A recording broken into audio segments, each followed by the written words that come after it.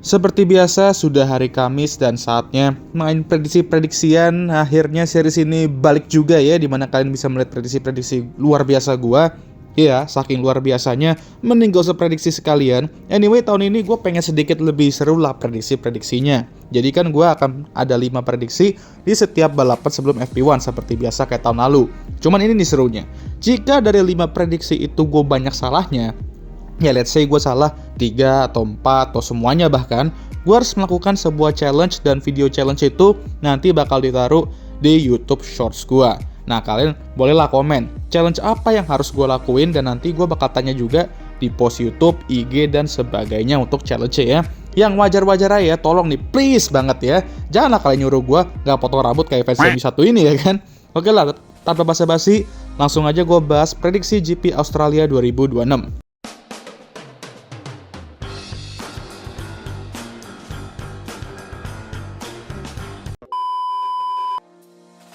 Nah, untuk prediksi pertama gue akan prediksi pole dan pemenang seperti biasa. Nah, di bagian sini kalau mau bener, harus bener dua-duanya ya. Kalau benernya cuman pole-nya atau benernya cuman pemenangnya, hitungannya akan tetap salah. Yo, pressure-nya makin gede ya kan? Untuk make sure jangan sampai salah lebih dari 2 di sini. Oke, pole gue akan berikan ke pembalap yang memang terkenal sebagai Mr. Saturday pada masanya.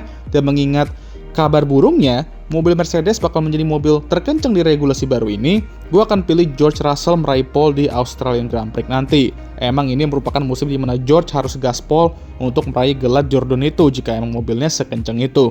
Apalagi soal rasio kompresi mesin ini juga masih berlangsung arc-nya, jadi dengan package yang ada udah harus gaspol dia. Tapi untuk pemenang balapan ini gue akan pilih pembalap lain. Dan sama sih, pembalap ini juga udah harus gaspol, apalagi berapa hari yang lalu sudah resmi menikah dan melepaskan burung Monaco-nya. Suwedah.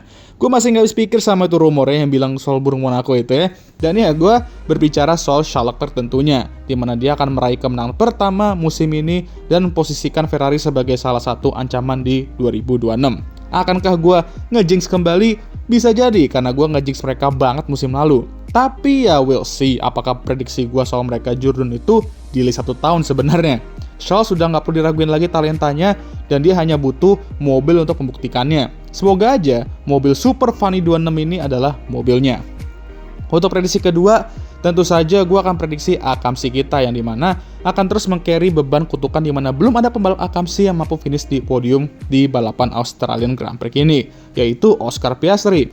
Mobil McLaren musim ini emang agak diem-diem menganyutkan sih, namun beberapa orang percaya bahwa mereka gak akan sedominan atau sekencang musim lalu di 2026. Ya, kalau nggak sekencang musim lalu, ya iya, soalnya kan regulasi baru ya kan. Semua mobil nggak sekencang musim lalu gitu. Tapi kalau di lurusan beda lagi sebenarnya. Dan feeling gua, Oscar Piastri akan meraih podium pertamanya di sini dan menjadi pembalap Aussie pertama yang meraih podium di Australian Grand Prix, sekaligus redemption musim lalu di mana dia main surfing dan menjadi salah satu alasan kenapa dia nggak menggunakan nomor 1 itu di musim ini. Dan Oscar memang merupakan salah satu pembalap yang harus perform juga di 2026. Dan regulasi baru ini tentu akan nyaman dan gak nyaman untuk beberapa pembalap. Kira-kira Oscar yang mana? Nyaman atau gak nyaman nih?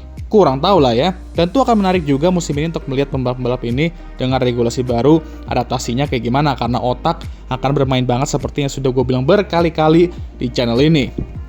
Untuk prediksi ketiga, gue akan prediksi rekan timnya Lando Norris, juara dunia bertahan kita nih. Nah, kemarin pas formation lap, Ivana ada ngomong bahwa Lando bisa aja DNF di balapan minggu ini karena ada sebuah teori atau cocok logi atau apalah itu namanya ya, yang menyatakan bahwa semenjak 2023, pemenang Australian Grand Prix musim lalu DNF di balapan musim berikutnya.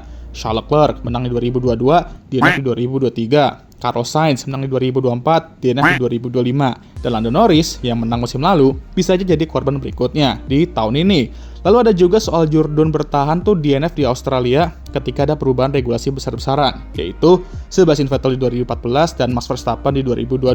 Ditambah lagi, buset dah, banyak kali bang. Pembalap McLaren juara dunia bertahan kena disqualified di Australia dan itu ya Lewis Hamilton, yang dimana ya panjang itu ceritanya saat itu di 2009 ya. Tapi gelo ada data ini ya kan, kayak pengen banget Lando Norris DNF di Australia, tapi ya itu coba data kebetulan aja sih. Ya emang pas dan ironis saja. Jadi ya kalau menurut gue sih, ya Lando Norris di Australia nanti DNF juga kayaknya.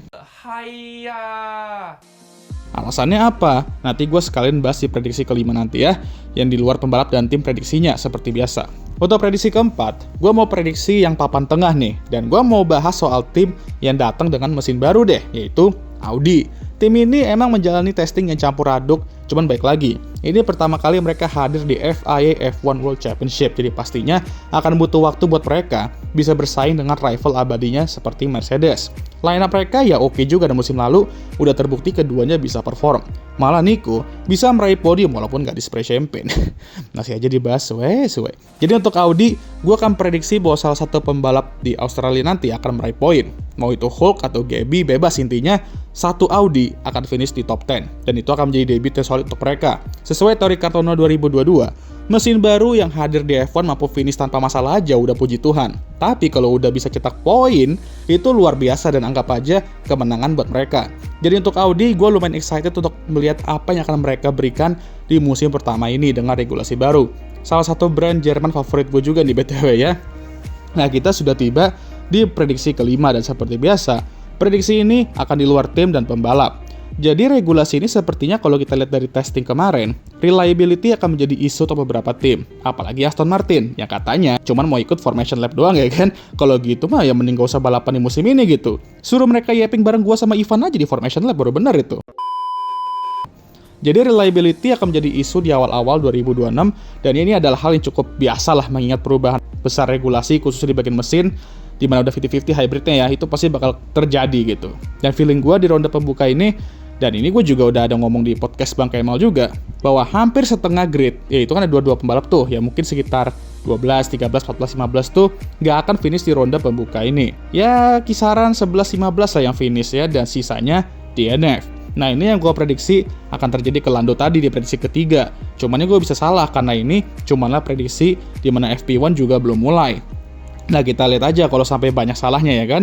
Gue akan lakuin challenge yang kalian nanti sebutin itu. Jadi ya kita lihat. Jadi itu saja prediksi-prediksi GP Australia 2026. Oh ya, gue mau infoin juga kalau nanti Minggu gue akan di Kemang Cage ikut nobar balapannya. Sekaligus akan ada banyak sekali event di sana ya. Sekaligus akan ada banyak sekali event di sana termasuk kuis Kahoot yang akan di-host oleh diri gue sendiri. Jadi bagi kalian para warga Jakarta dan sekitarnya, boleh nih mampir ke Kemang Cage dan gas daftar Nobel Australian Grand Prix ini, jadi see you there ya. Oke lah, segitu aja untuk video kali ini. Gimana menurut kalian? Jangan lupa like, subscribe, dan share video ini. Dan jangan lupa juga untuk menyalakan lonceng notifikasi agar kalian semua tahu ketika gue ngupload video baru. Jangan lupa juga untuk follow Instagram gue. Dah ya guys, abangnya udah capek. Dan hujan juga lagi di BTW kalau kalian dengar suaranya ya. Seperti biasa, video ini akan ditutup oleh I think we can cut the video there.